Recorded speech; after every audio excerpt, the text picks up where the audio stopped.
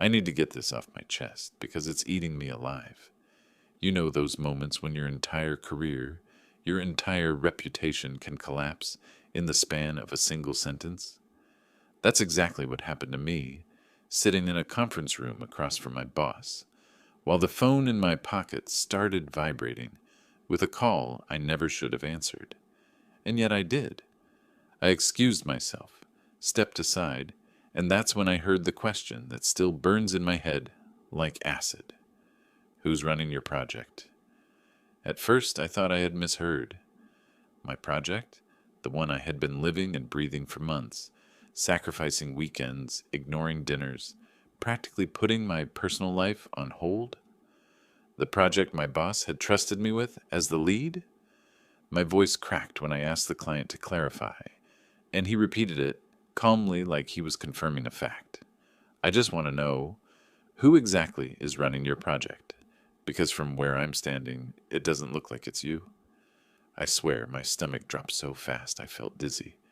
The room around me spun, and all I could think about was my boss, sitting right there, probably watching my face pale. My hand shook as I held the phone tighter, forcing myself to stay professional.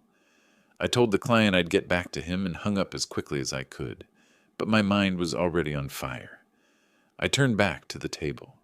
My boss, Mr. Graham, leaned back in his chair with his eyebrows slightly raised. He's not the kind of man who yells. No, he does something far worse. He goes silent. He studies you like you're a bug under glass, waiting for you to squirm, and I was squirming. Every nerve in my body screamed that something was wrong. I tried to act normal. I gave a brief update on the current milestones, showed the slides I'd prepared. My voice, though steady, felt like sandpaper in my throat. I could feel Graham's eyes on me the whole time, sharp and heavy, as if he'd heard every word the client had just said through the walls. The meeting ended with a polite nod, but the air was heavy, charged. As soon as I walked out of the conference room, I leaned against the cold wall of the corridor, pulling out my phone. I scrolled through my call log just to confirm I hadn't imagined it. No, the client's name was right there. A call that had lasted less than 2 minutes.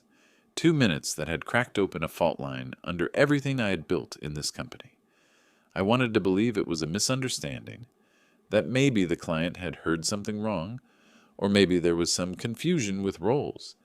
But then I remembered the tone of his voice. Direct, almost accusatory. He wasn't asking out of curiosity. He was challenging me. I went back to my desk, trying to shake it off, but my inbox was waiting for me with another blow. An email chain forwarded by another colleague, marked urgent. I opened it and my blood went cold. It was a thread between the same client and... God, my hands were sweating as I read it. Another manager in my department. A manager I knew all too well. Daniel. Daniel, the guy who always lingered too long after meetings, trying to slide in his suggestions as if he were part of every project. The one who smiled too much in front of the bosses, who always volunteered for presentations that weren't his. The one who had, just last week, casually asked me how I was handling the workload. It hadn't sounded like concern then. It had sounded like a test. And there it was, in black and white. Daniel was speaking to the client as if he were the lead. As we've discussed, I'll make sure the deliverables are aligned with your expectations. That was my line, my responsibility, my project. Yet here he was, putting his name where mine should be. I sat frozen at my desk, my screen burning into my eyes, while the office buzzed with the usual noise around me, phones ringing, keyboards clacking, laughter from the break room. And in the middle of it, I felt like I had just been stabbed in the back in broad daylight. I tried to breathe, to think logically. Maybe he was just helping out. Maybe he was just clarifying something. But no, this was deliberate. The way he worded things, the way he positioned himself, it was a move. A calculated move to take credit, to slide into my role while making me look incompetent. And the worst part? It was working. The client clearly believed it. My boss had just witnessed me crumbling on a phone call I couldn't explain. And Daniel? I could see him across the floor, leaning casually against his chair, typing something with that smug little smirk he always wore. That's when the panic started turning into something sharper. Not fear. Anger. The kind of anger that simmers quietly, building pressure until it's ready to explode. Because in that moment, I knew one thing for certain. If I didn't act fast, this wasn't just going to cost me a project. It was going to cost me everything. I couldn't shake the words. Who's running your project? They echoed in my skull, drowning out the office chatter, the ringing phones, even my own thoughts. I tried to steady myself, typing out an email draft to the client, something neutral. Let's schedule a call to align on the next steps. But my hands hovered over the keyboard, useless. Because deep down, I knew this wasn't just about alignment. This was about someone, Daniel, taking my place, piece by piece, while I sat blind and helpless. When I finally hit send, my inbox dinged almost instantly. A new message. From my boss, Mr. Graham. The subject line, "See me." Those 2 words made my throat dry up. I stood, smoothed my tie, and walked toward his office. Every step felt heavier than the last, like I was walking into a courtroom. The glass door clicked shut behind me, sealing me into his world of quiet authority. He gestured to the chair across from his desk, without looking up from the papers he was reviewing. "Sit." I obeyed, my palms damp against my knees. "I just got off a call with our client," Graham began, his voice calm, almost too calm. "He seems confused. Says he's been getting updates from Daniel. Says Daniel has been assuring him the project is on track, that he's the one leading it." Finally, Graham looked up, his eyes sharp and steady. "So tell me, why does the client believe Daniel is in charge?" My heart hammered. I wanted to shout. Because Daniel is a snake. Because he's been undermining me for weeks. But all that came out was, I'm not sure, sir. I only just learned about it myself." His silence was worse than any reprimand. He just leaned back, steepling his fingers, studying me. "You've been with this company 5 years. This is the biggest account we've landed this quarter. And now, in the client's eyes, your ownership is questionable. I swear, I've been leading every milestone, every deliverable," I said quickly, my voice tighter than I wanted it to be. "Daniel's involvement has been—" I hesitated. What was it? Parasitic? Opportunistic? Minimal. He wasn't supposed to have direct contact with the client. "And yet he has," Graham cut in, his tone flat. "And they trust him, enough to question you." I felt my stomach twist. This wasn't just about appearances. This was about credibility. Mine, crumbling right in front of my boss. "I'll fix this," I said, almost desperate. "I'll get clarity. I'll make sure the client understands who's leading. Just give me a chance." Graham's eyes didn't soften. He tapped a pen against the desk, slow and deliberate. "You'd better, because if we lose this client, or if I lose confidence in your leadership, you won't be sitting in that chair much longer." I walked out of his office, feeling like I had a countdown ticking over my head. Back at my desk, Daniel was leaning casually against the partition, chatting with another colleague. He caught my eye and smiled. Too wide, too knowing, like he was already savoring the victory. I clenched my fists under the desk. I wanted to confront him right there, call him out in front of everyone. But that would have been exactly what he wanted, to make me look unprofessional, emotional, unstable. So I bit my tongue. For now. Instead, I dug through our shared project folder, combing through every update, every document. Sure enough, there were files I hadn't touched. Status reports signed off not by me, but by Daniel. Subtle changes, just enough to make it look like he was steering the ship. And the emails, God, the emails. Forwarded threads where he'd looped himself in, then slowly taken over the conversation until my name barely appeared at all. The realization hit me like a punch. This wasn't some misunderstanding. This was sabotage, carefully planned, executed step by step, and I had walked right into it. My phone buzzed again. Another message from the client. Daniel mentioned a shift in timelines. Can you confirm? I stared at the screen, rage bubbling in my chest. Daniel wasn't just pretending to lead. He was changing things behind my back. If I didn't stop this now, the project would spiral out of my control completely. But how do you fight someone who's already poisoned the well? If I pushed back too hard, I'd look defensive. If I stayed quiet, I'd look weak. It was a trap either way, and Daniel knew it. That night, I stayed late at the office, long after most people had gone home. The hum of the fluorescent lights above me was the only sound. I opened every document, every report, cross-checking against my notes. I highlighted discrepancies, saved copies, built a quiet arsenal of proof. Because if Daniel wanted a war, I was going to give him one.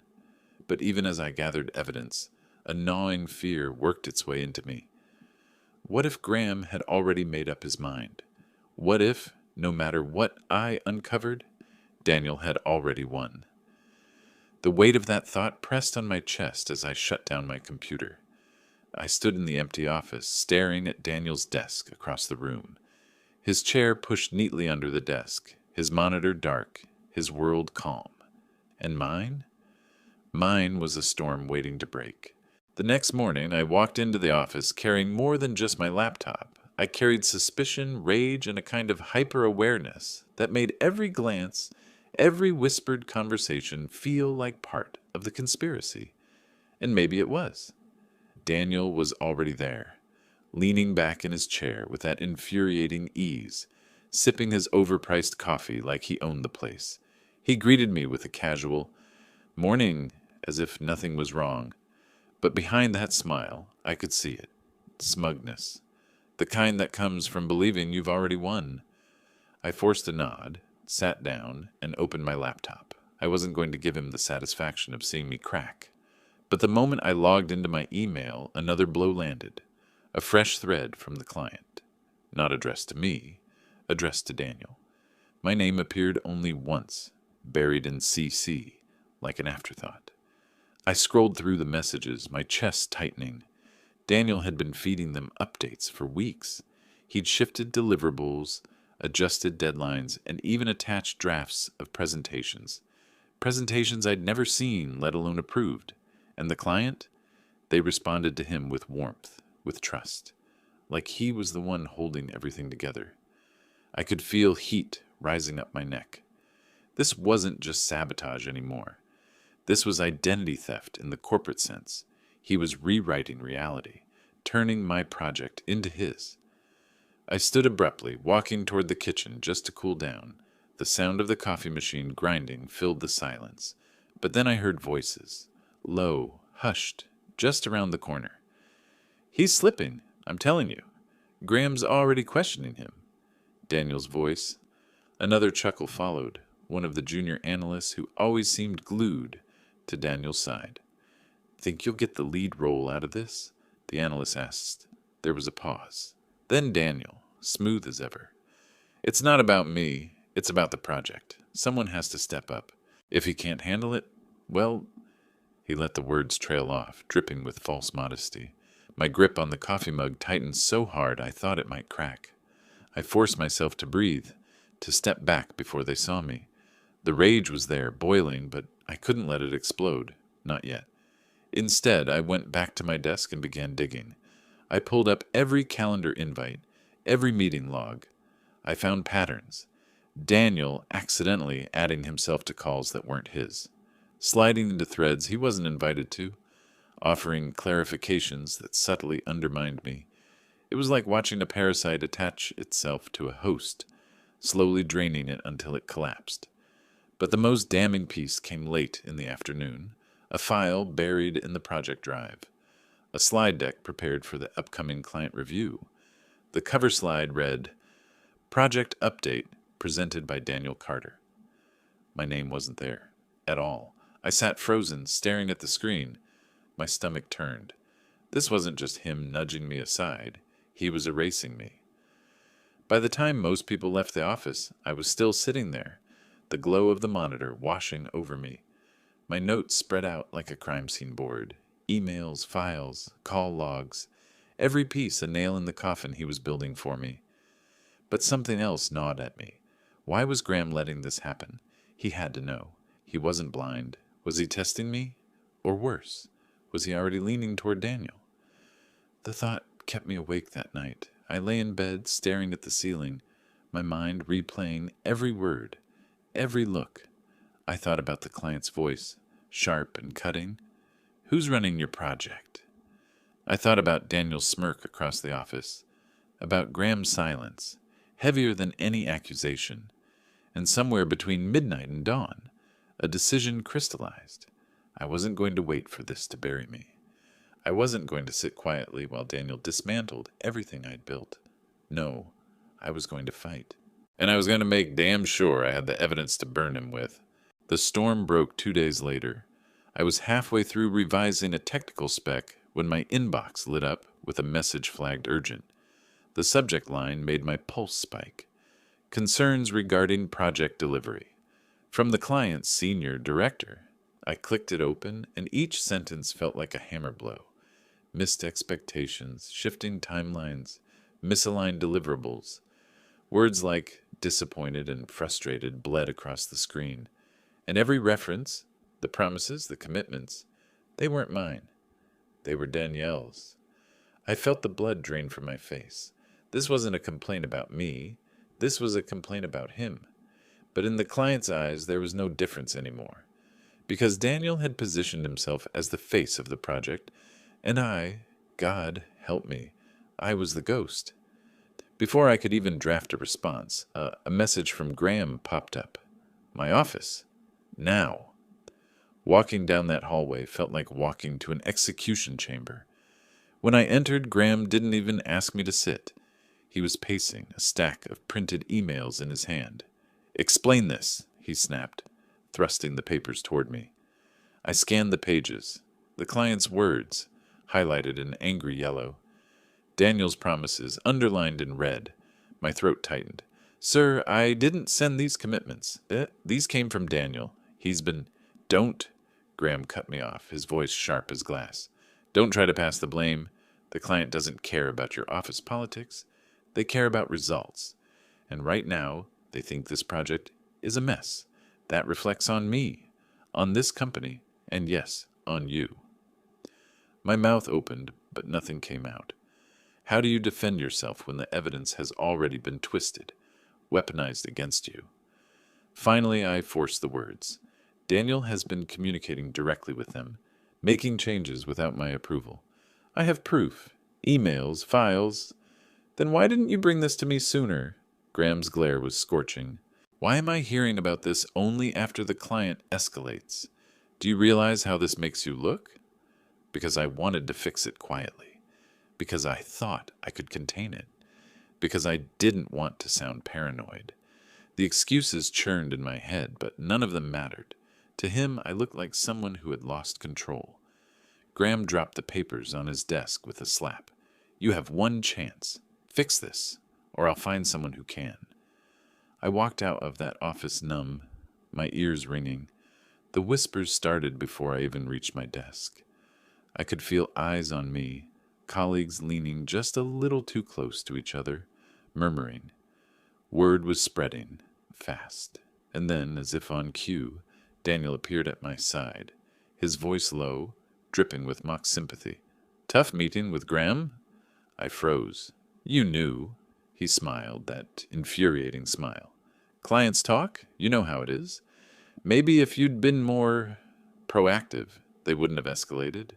He leaned in closer, his tone turning sharper. This is business. It's not personal. Someone had to take charge. My fist clenched under the desk. I wanted to grab him, to shake the smugness off his face, but all I did was glare, my voice tight. You're going to regret this. He chuckled, walking away with that confident stride. We'll see.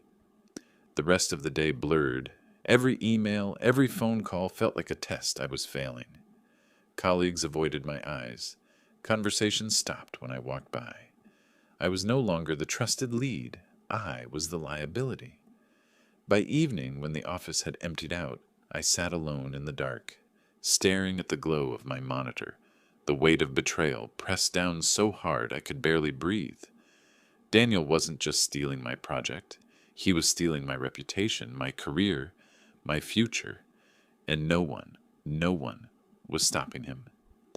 For the first time, a thought crept in that terrified me. Maybe he's going to win. The night after that disaster with Graham, I couldn't sleep.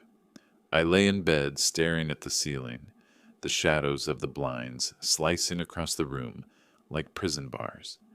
My phone buzzed with notifications I couldn't bear to read. Every vibration felt like another nail in my coffin. Finally, around 2 a.m., I gave up. I dragged myself back to my desk, powered on my laptop, and opened the project drive again. I don't know what I was looking for, maybe some clue, some thread I'd missed, something, anything that could prove I wasn't insane.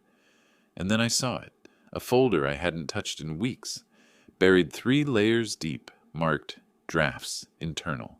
It wasn't mine. I opened it, and my heart stopped.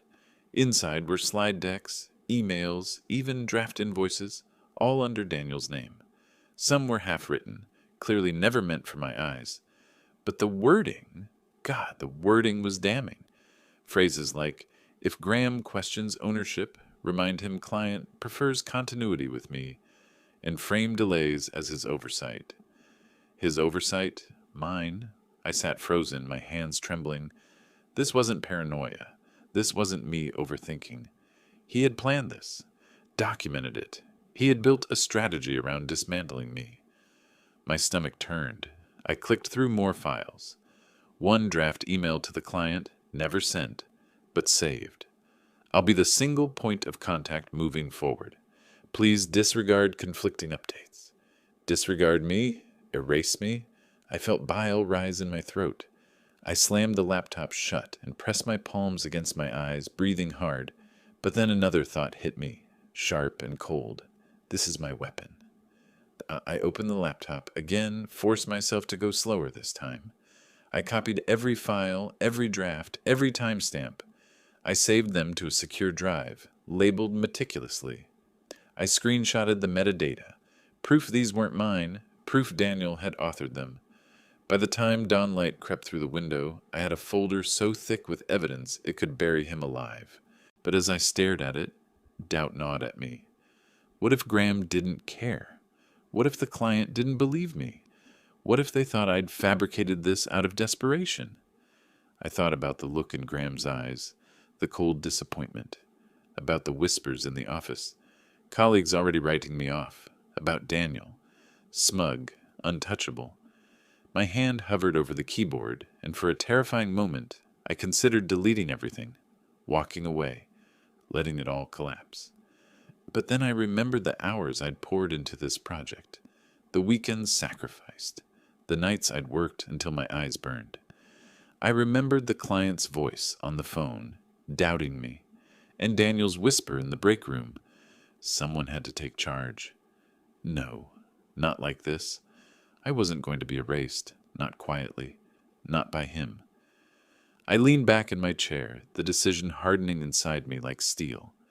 Tomorrow I would walk into that office with evidence, not suspicions, not excuses, proof, and I would burn Daniel's little empire to the ground. I told myself I'd keep my hands steady. I told myself I wouldn't let the blood in my ears drown out the words I needed to say. But the truth is, when I pushed open Graham's office door the next morning, laptop under my arm like a prosecutor carrying a case file, my hands were shaking. That first breath I took in his doorway felt like the inhale before you jump into cold water.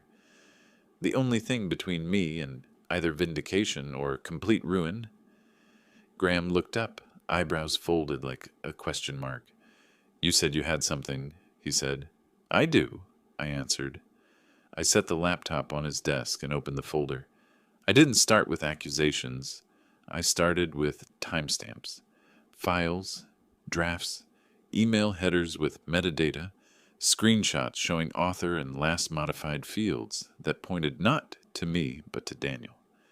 I walked him through it, slowly, showing him how Daniel had created the contingency docs, how he'd drafted the client-facing slides with his name on the cover, how he'd slipped himself into threads and rewritten commitments. Each click felt like a nail in a coffin I was building for him.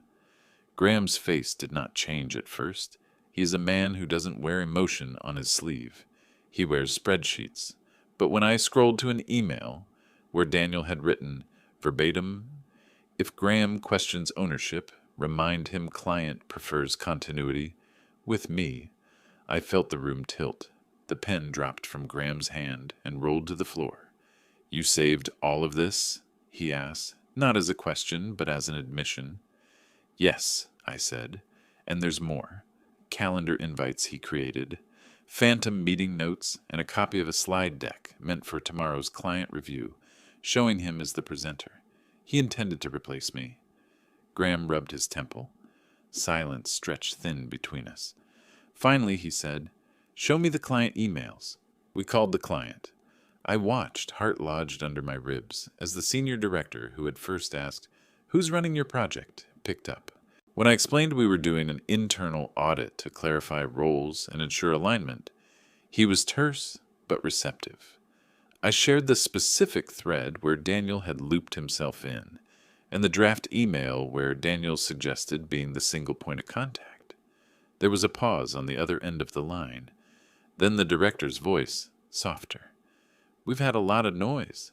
This explains the conflicting signals. We need clarity, and we need to know who we can trust." Graham didn't hesitate. He turned the laptop so the client could see the files as I scrolled through them, live.